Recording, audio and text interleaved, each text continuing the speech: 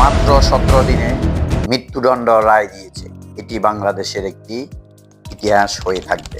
বলছি বহু আলোচিত রামিসা ধর্ষণ ও হত্যা মামলার কথা।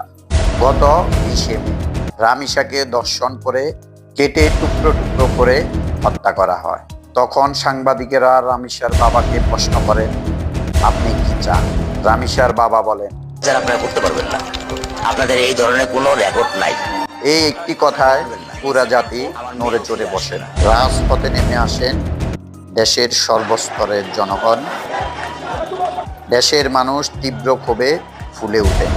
21 মে প্রধানমন্ত্রী রামিসার পরিবারের সাথে সাক্ষাৎ করেন এবং কথা দেন, রামিসার এই হত্যাকারীর সর্বোচ্চ শাস্তি ইনশাল্লাহ আগামী 1 মাসের মধ্যে নিশ্চিত করবে। 23 মে সম্পূর্ণ হয় ডিএনএ টেস্ট। 1 জুন শুরু হয় বিচার কার্যক্রম।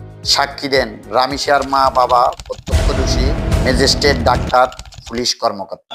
একে একে 16 জনের সাক্ষীতে বেরিয়ে আসে ভয়াবহ হত্যা ও ধর্ষণের বিবরণ।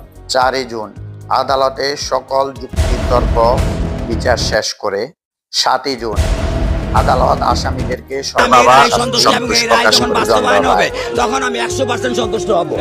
কিন্তু এরপরে শুরু হয় নতুন আলোচনা।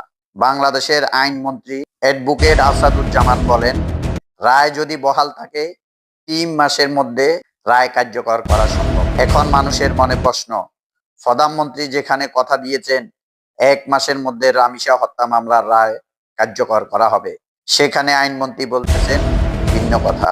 দেশে কোটি মানুষের প্রত্যাশা অনুযায়ী এই মৃত্যুদণ্ড রায় সরকার কার্যকর করবে কবে?